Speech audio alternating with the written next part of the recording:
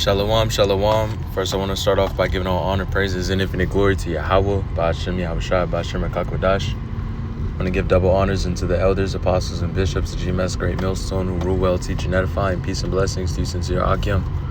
While Akwat in this household of faith, my name is Yeshaya, and Adawan Ratazak, going to make an edifying video going into a famine of the word, And, as we know in Babylon the Great, the Lord has raised his prophets, to come and preach on the highways and hedges, the truth, and that true song, the gospel, the good tidings and prophecy, the spirit of prophecy. And, one of the set prophecies, that are to take place is going to be the famine of the word. And we understand that Esau Edom is setting up a lot of the laws and frameworks, to ultimately implement, these things that are going to fulfill prophecy. Okay, so, we understand that he's, putting up the laws, putting sanctions, they're already, putting up frameworks on AI and certain things like that to be able to track down anti-Semitic talk, or anti-Semitic jokes and viewpoints and speaking. And ultimately the prophets of the Lord cut Esau so deep, man. They cut him deep, so it's eventually going to be it's a time where that internet's going to be cut off, and even in a time of a physical blackout where the power can get shut off, as a part of war. The power grid is something that they look at constantly, because a nation that isn't able to withhold their electrical infrastructure is going to be ultimately weak, because in the society that we live in, being tapped into that realm, it's a lot, even in warfare. I don't know if you brothers ever play video games where you got the EMP jammers and EMP grenade, and it shuts off everything. You're not even able to see the hollow side out of your gun anymore. So they're going to be looking to attack electrical infrastructure here, and that's going to affect those by way of the internet, the virtual pistols that went out all throughout the world, and teaching us that we know the truth. But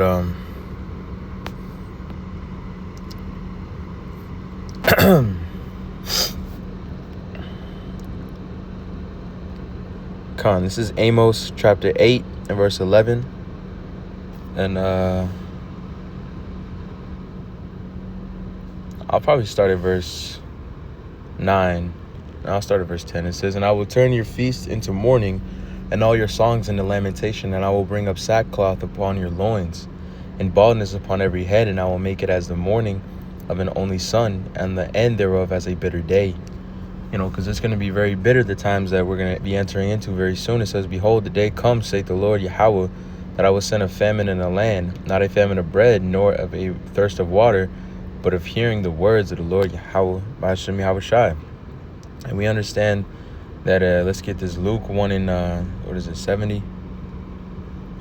70. Yeah, Luke 1 and 7, he says, "And he spake by the mouth of his holy prophets, which have been since the world began." So we understand that the Lord is speaking through his prophets.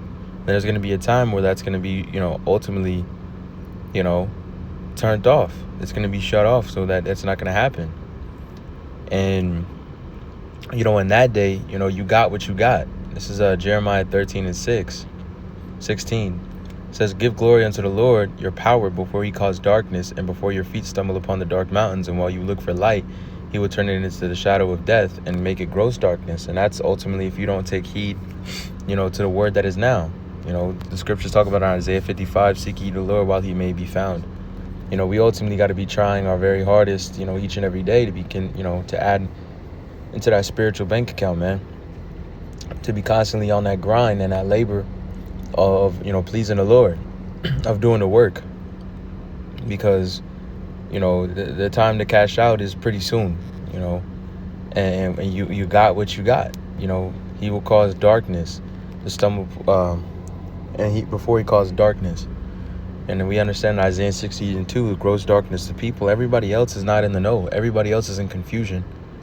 You know, we've been blessed to be in the know, to actually understand what's going on, whereas everybody else is in la la land, right? What is that? 1 Thessalonians 5. It says, for 1 Thessalonians 5:3, it says, when they shall say peace and safety, then sudden destruction come upon them, as travail upon a woman, that they shall not escape. You know, you sitting there in la la land. It says, but ye brethren are not in darkness. So we understand, you know, ultimately the position that's, you know, that this world is in. We understand the times that we're in through the spirit and power of Yahweh Shem Yahushua. That's why it says in what is that? 2nd Ezra 9:9-1, or 2nd Ezra 9:1. It says, answer me then and say, measure thou the time diligently in itself, and how would you do that? Ultimately, you know, getting it while it's good. Now, you know, constantly being in the Word, you know, watching those virtual epistles, constantly being there. The scriptures talk about Isaiah, you know, how you're to buy. Let me finish this. It says, when thou shalt see part of the signs past, which I have told thee before, then thou shalt understand it is the very same time when the highest will begin to visit the world which he made. And that's the position that we're in right now. I believe Isaiah 55 has a cold script about buying. Okay. It says, ho, everyone that thirsteth, come ye to the waters, and he that hath no money, come ye buy and eat. Ye come buy wine and milk without money and without price. And that's his word, man. Therefore do you spend money for that which is not bread, and you labor for that which satisfieth not. You know, you spend your money for no reason. And that's what a lot of these people are doing right now in this society. They're just fucking off their time, to Salaki for the vulgarity, but they just, you know, blowing off their time for, you know, folly. It says, hearken diligently unto me, because we understand in the scriptures the Lord said, occupy till I come. There's 5 wise virgins and there's 5 unwise virgins. And the 5 unwise virgins said to the 5 wise virgins, you know, can we borrow some of your oil, you know, for we don't have enough to trim our lamps, and we won't have enough time to go buy ourselves anymore, you know, buy that oil. You know, we buy this thing with time. You know, we eat this loaf, you know, and we, you know, ultimately, you know, devote our lives to the Lord, because Romans 8:14-8 says, if we live unto the Lord. If we die unto the Lord. Therefore, if we live or die, we are the Lord's.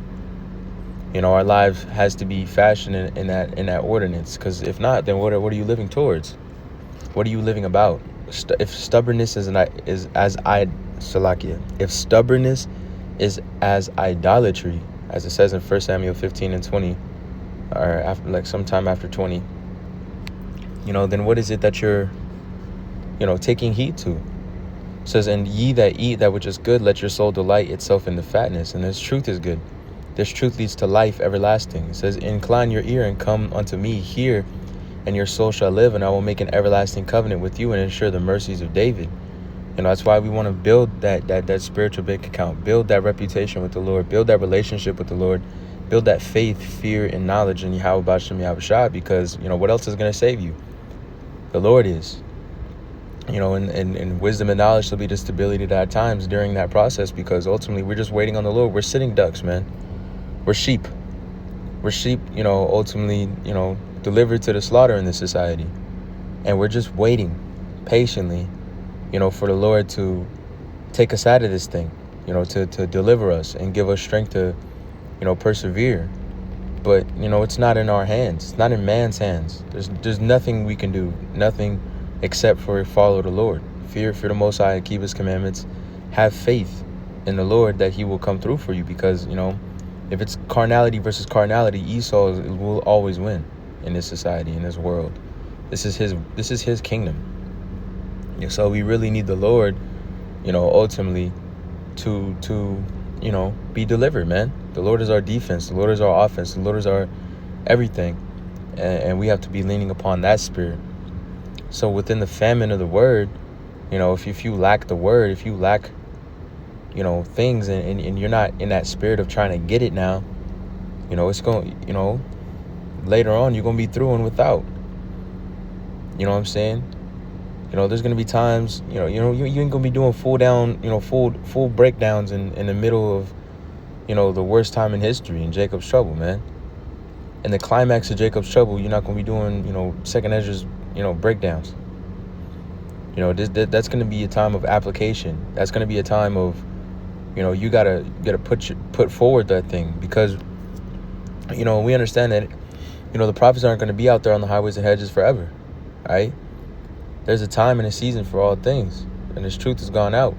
Scriptures say, this truth will go through the four corners of the earth, and then the end shall come. The Lord shall gather the elect, and that's really what's happening here, man. And the times are different. The times aren't the same. These times are odd. It's very confusing, very, very much so confusion all over. And that's something to take heed onto on whether, what you should be spending your time on. Spending your time on confusion is only going to leave you more confused. But, doing that which is, good in the will of the Lord, it's going to bear the best fruits. It says, behold, I have given him for a witness to the people, a leader and a commander to the people. And that's what we need too, because, in that time, there may be people under you. And, because we know that Isaiah 4:1 is around the corner. 7 women shall take a whole man, saying that they will eat their own bread and drink their own, they'll provide for themselves, but just let me be called after thy name. You may have people right underneath you. What's the next step? What's now? What's this? What's that? And the Lord will give, ultimately his men that spirit of being able to be like that beacon of light, because they turned to them, before, they turned to him, when they were called, and continue to follow him in his life. And, that's what we hope for, salvation. We hope to persevere. It says, but ye brethren are not in darkness, that ye should overtake you as a thief. You are all children of light and the children of the day. We are not of night nor of darkness. So Lord willing, we be a part of the elect. We're not going to put on that type of, position, of darkness. This is going to be a thing of light. Therefore, let us not sleep as do others, but let us watch and be sober. And that's really being diligent, and taking heed to the times that we're in, and, appreciating the fact that we're still able to, hear the apostles' videos. We're still able to read, we're still able to, do these things, because soon enough, man, this is going to flip upside down. It says, for they sleep in the night, that they be drunken and are drunken in the night. But let us who are of the day be sober, putting on the breastplate of faith and love, and for a helmet the hope of salvation. So constantly girded up and war ready. They sleeping, they drunk sleeping, waking up hungover the next day. We on that warrior mode, man. Ready to go at any time. Shoes laced. It says, for the Lord hath not appointed unto us wrath, but to obtain salvation by our Lord Yahushua Mashiach. So we as pilgrims are waiting. We at that line, that 100-meter yard dash line. Waiting for that gun to go off, because it's gonna go off, man. All hell's gonna break loose in Babylon the Great. It's gonna be absolute anarchy. It's gonna be, death, destruction, famine. And that people are gonna be looking who to turn to. That people are gonna be looking where to go. There's gonna be mass death. There's gonna be, famine, destruction, plagues. We gotta get Psalms 91, man. I'll probably end off with this. This is Psalms 91. And we'll probably just get the whole thing. It says, he that dwelleth in the secret place of the Most High shall abide under the shadow of the Almighty, because we're ultimately waiting for, hoping, the Lord has that hedge of protection over us, man. And protects us from all the evils that are going to come about. The scriptures talk about, the righteous man shall stand boldly in the faces of those that afflicted him, and they shall be amazed at their salvation, roughly paraphrasing in Wisdom of Solomon 5. It says, I will say of the Lord, he is my refuge and my fortress and my power, in him will I trust. For he shall surely deliver thee from the snare of the fowler, from the noisome pestilence. And that ultimately is the ICBM missiles. It says, he shall cover thee with feathers, and under his wings thou shalt trust. His trust shall be the shield and a buckler. And really that's just going to be your defense. Your shield and buckler, and ultimately you're going to have the chariots too around you, man. Chariots are already around you. Don't think that, the Lord ain't watching.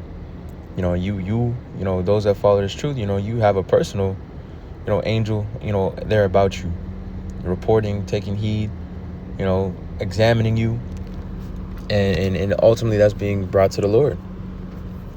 This is a, you probably been in situation, you have been in situations where, maybe some people around you were thinking maliciously, maybe something, something was going to fall, maybe some car was going to crash, and that angel, ultimately from the order of the Lord, maneuvered you away from that, and you didn't even know, because the Lord's dealing. And it's going to be, very apparent in the times we're going to come to, because you're going to be seeing people getting stumped left and right, man. And the righteous man is going to still be able to, keep about. It says, thou shalt not be afraid for the terror by night, nor for the arrow that flieth by day.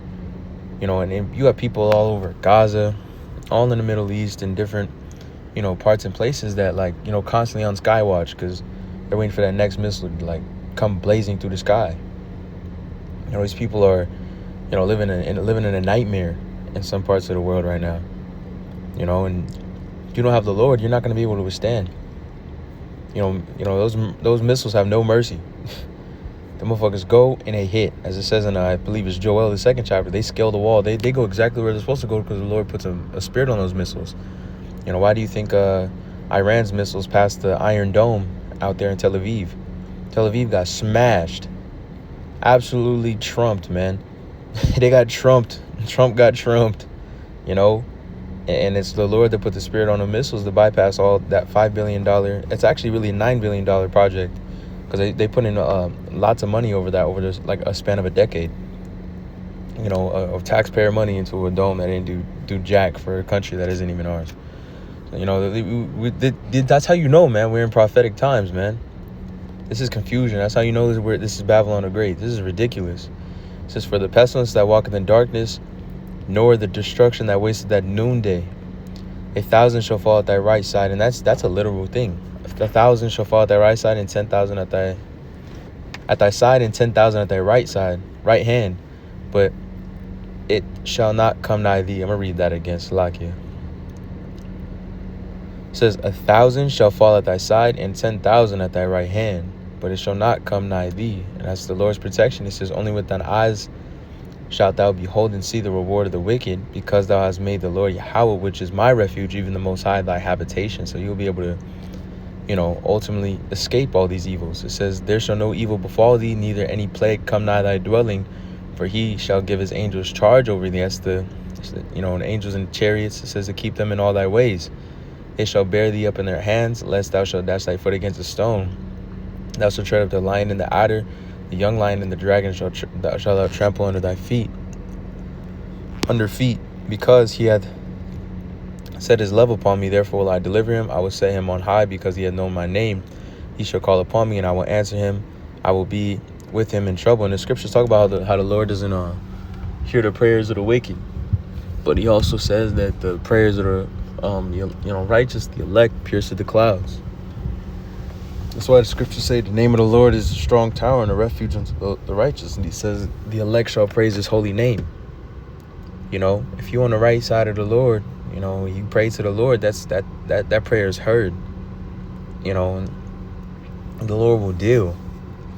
But if you being wicked, putting the Lord off, putting this world first, that prayer is gonna flop. It says, because he has set his love upon me, therefore I will deliver him. I will set him on high, because he hath known my name. He shall call me, and I will answer him, and I will be with him in trouble. I will deliver him and honor him. With long life will I satisfy him and show him my salvation. And we've seen that even in our lots and testimonies of the Lord coming through. But I pray this lesson was edifying. I want to lastly give all honor, praises, and infinite glory to Yahweh, by Hashem, Yahushua.